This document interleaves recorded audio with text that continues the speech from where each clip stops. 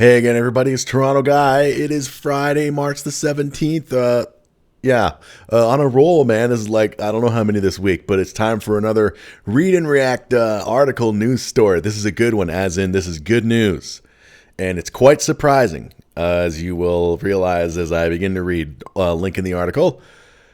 Here we go. Let's just get right to it. This is from my fatherland of Canada.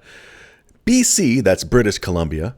BC woman loses bid for child support from ex-husband who was not the father of her son. And this is from March the 14th, 2017.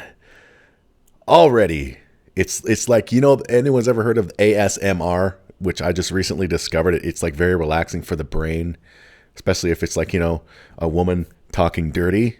Yeah. But I use that Bob Ross paint guy who does the painting, just giving the slack. He's just not gonna hit. What he does the devil thing. Shut up. All right, so here we go. Let's read this. This is ASMR for the soul. Better than chicken soup. A woman who concealed from her husband the fact that he was not the father of her son has lost her bid for child support from him. The couple had been married for 3 years when the son, only identified by the initial D in a court ruling, was born in March 2009. The husband, identified by the initials PZ, took it for granted that he was the child's natural father, but it turned out that the birth was apparently the result of a dalliance between his wife, identified as EZ, and another man. What the hell does dalliance mean? Why don't you just say she had a fucking affair? In the ruling, or I should look that up. Just give me a second. Okay, looking up the word dalliance, it means a casual, romantic, or sexual relationship. So she had a fucking affair. So this writer, Keith Frazier, and his fucking 50-cent words, just dude. Well, then again, it is quoted. Maybe the judge said dalliance. Just say she had an affair. In the ruling, BC Supreme Court Justice Robin Baird said that it was not clear how or when the question of the child's true parentage came up or what led to the parties to agree to paternity testing. But the paternity issue was laid conclusively to rest in June 2013, a year following the couple's separation, when DNA lab results confirmed that the respondent in the case, the husband, was not the dad. So when it comes to 4-year-old D, PZ, your wife is a whore. Continuing. Not surprisingly, the respondent was crestfallen and felt upset and betrayed, said the judge. By this time, D was 4 years old. Okay, I guess the judge came up with dalliance because he also came up with crestfallen, which I imagine means heartbroken. Well, got to live up to the judge standards and use those 50-cent words. The couple were living in Ontario prior to the divorce, but after the September 2014 divorce, the wife moved to BC, apparently to start a new life with a local man she had met on the internet. At the divorce hearing, she admitted that her husband was not the child's biological father and sought no child support, with the Ontario judge warning them that paternity was not necessarily detrimental of child support obligations.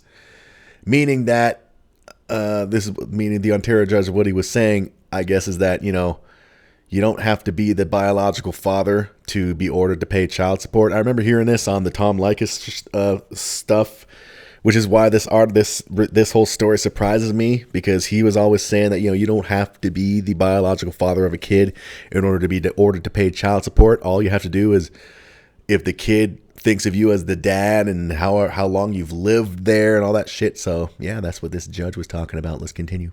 After the woman moved to BC, the husband heard nothing more from her until February 2016, when she filed for child support through the BC courts.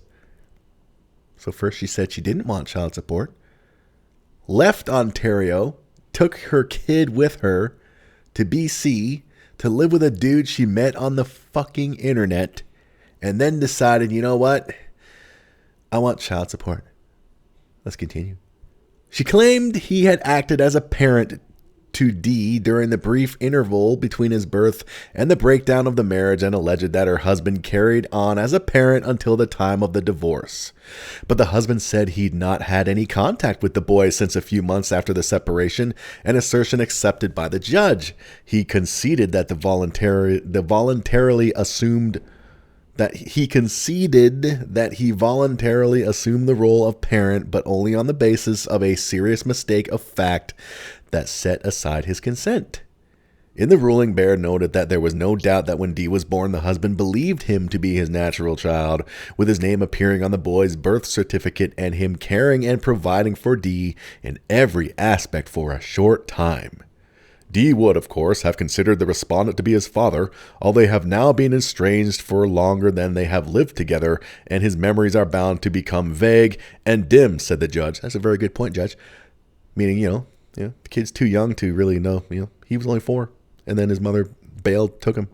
So by the time that she was like, I want child support now because I'm a greedy bitch, the kid was like calling this internet guy dad. Continuing. I doubt it could truly be said, given Dee's tender years and the brevity of the connection between them, that the child formed any durable expectations of the respondent. The judge who noted that there was no evidence of who the real father was, concluded that while the husband had stood in as a parent, the whole thing was based on a serious and fundamental misapprehension of fact. It would not be in the least bit fair to order the husband to bear full responsibility for supporting the child, said Baird. That's the end of this lovely, lovely victory for men. How about that? And this judge made some good points, man. Well, first of all, he said, there's no evidence of who the real father was. Well, the woman should be able to determine when the kid was conceived. Just rewind, go back 9 months from when the kid was born, and recall who you were sexing up at the time. The only reason she could possibly not know is if she was sexing up more than one fucking dude. So she is a gigantic skank wagon. And what did he say here? I doubt it could truly be said, given Dee's tender years and the brevity of the connection between him, that the child formed any durable expectations of the respondent, which, the kid's young, 4 years old, kids are that age. They're a lot of them are stupid, but there you have it. How about that? This is awesome. I'm sure I wouldn't be surprised if Skank Wagon, appeals this decision, but it was from a Supreme Court judge, right? Yeah, BC Supreme Court, which is the ultimate Megatron law of Canada. So I don't know how much further she can go. And maybe she can go to Justin Trudeau, our feminist bitch prime minister, but who knows? I don't know. I'm not that familiar with it, but this is great. And as I said, the reason I'm surprised is because you always heard stories like on the Tom Leykis show, my very dear, close, personal, longtime friend, Tom Leykis, saying that, you don't have to be the biological. You just have to be in the kid's life long enough and you're screwed. So that's that. But this is good. She's not going to get a penny. After saying she didn't want any child support, she bails, moves in with this dude she met on... Fuck. That is how stupid. And I do know that some dudes do that as well. They meet a woman, or in the case of this skank whore, meets a guy on the internet and moves in with him. I would love to know if when she moved to BC, and was that the first time they actually met in person? But people can say, well, there's Skype and all that stuff and video calls. Well, that's not the same. I don't give a shit what anybody says. Everybody online can just lie about everything, even with pictures and video, okay? Everybody online is a fucking liar. Everybody online is ugly. But more importantly, everybody online is a fucking liar. Except for me and my 13-inch wang. But is that it? This is a great victory. Great, lovely victory. So good on you, PZ, for sticking it to your skank wagon wife, known as... Easy. I just realized that now. Easy is how the woman was, her initials, Easy. Well, and she doesn't know who the father is. Which can only possibly mean she was fucking around with more than one man. at the same time. So PZ, you are not the father. Jump for joy. Hopefully he didn't get too attached to that kid. I mean, he was only 4 years old. But, I don't know. This has been Toronto Guy. Follow me on Twitter at I am Toronto Guy because I don't know, you want to. But there you go. Easy, bitch. Just awesome on the part of this Supreme Court judge who told Little Miss Easy, no child support for you. So you can eat his ass.